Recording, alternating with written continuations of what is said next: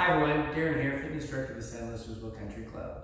Today I wanted to review some exercises that I have in this week's email blast. They're mobility-based exercises that are great for everybody, all athletes. They're a great routine to do after an activity or before. They're also great for those days that you just need to recover.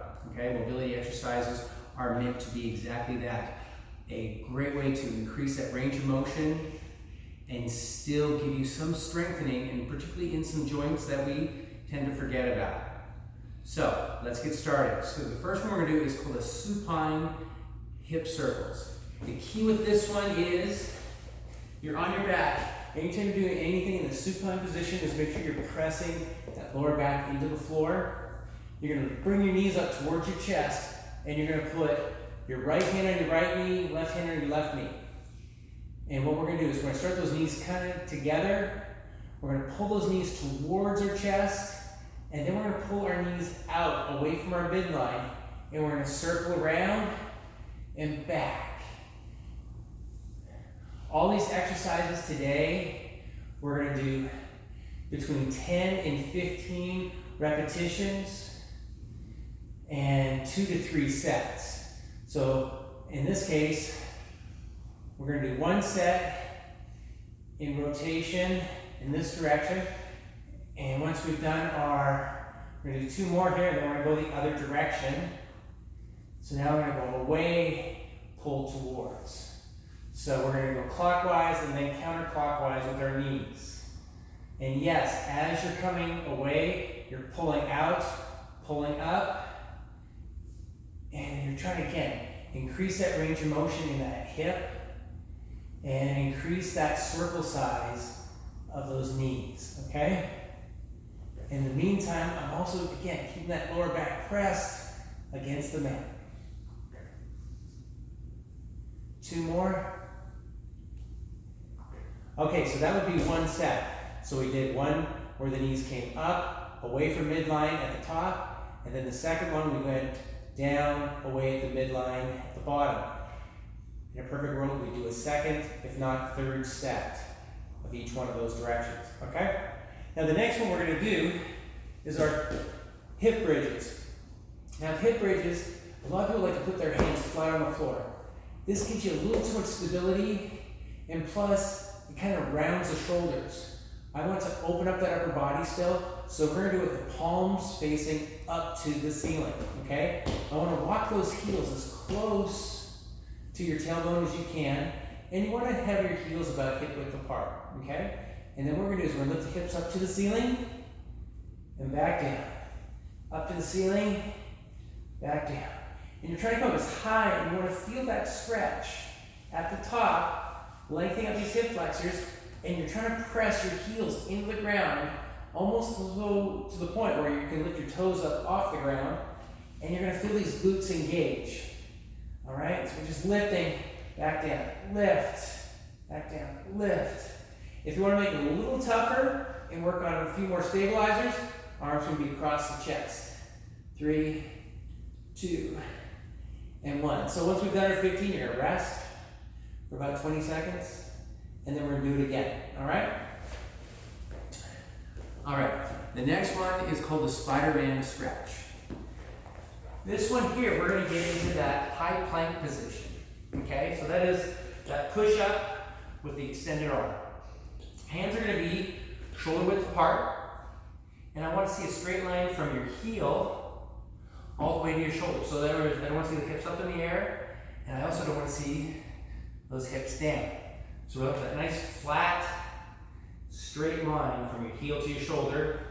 And then what we're going to do is we're going to pick up our foot and put it to the outside of our same side hand, okay? You're going to hold for about 2 seconds, come back, and switch. And switch. And you're just trying to increase that stride. And you want to hold it for just a second. You're going to feel that hip and everything kind of open up. And you're going to notice one side probably a little better than the other, but you're going to notice that everything kind of, like I said, you lengthen out that stride, and there's that pause. And pause. And this one here, we're doing about 10 to 12 each side. And then we would rest. And then repeat. Okay, so 10 to 12 repetitions, 2 to 3 sets. Okay, so now we're going to come back to our mat. And we're going to do our quadruped shoulder rotation.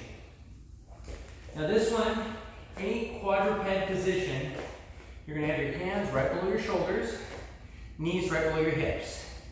And you want to have the same width. So hands are shoulder width apart, knees are hip width apart.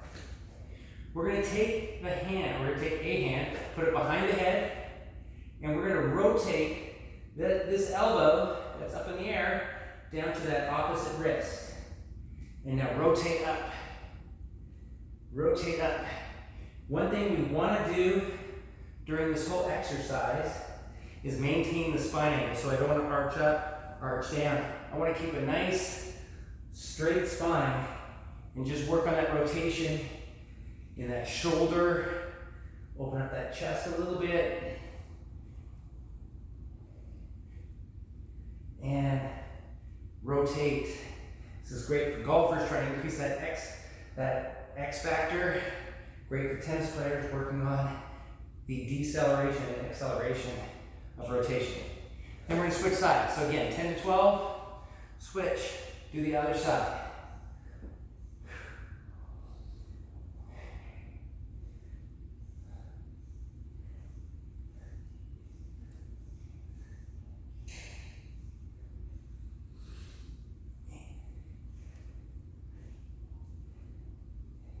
Two more. And so once we've done both sides, we've done one set, rest, and then repeat each side again. Okay?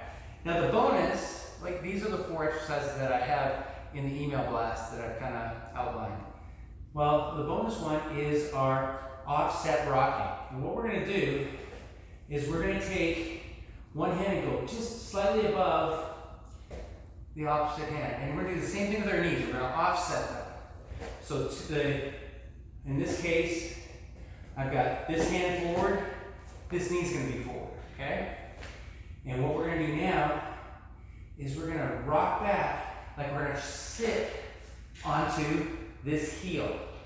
And as you're sitting, you're going to notice because of the offset position, our hips are going to rock to the side. And this is just a great way to get a little bit of a hip release.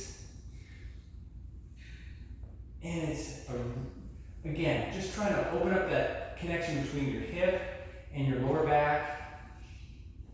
And we're just doing 12 to 15 of these rocks on one side.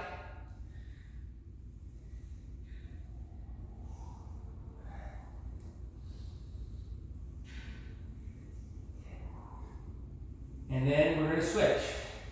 So we're going to bring this knee forward, this hand forward, put this one back to that neutral position, which is right below the shoulder. This one's right below the hip.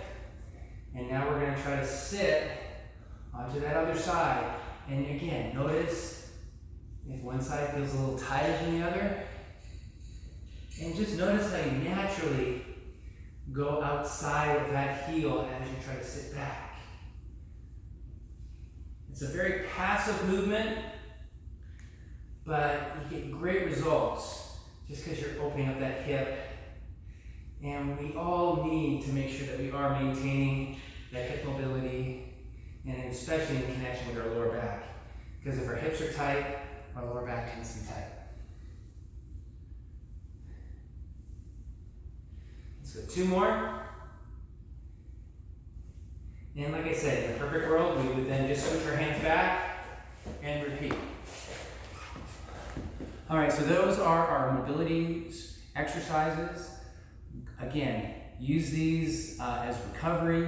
Use them as your day off from your regular routines. Great for all athletes or just anybody looking to increase their flexibility and range of motion. And again, if you have any questions with these exercises, please contact me at fitness@slocc.net. Hope to see you soon. Stay safe.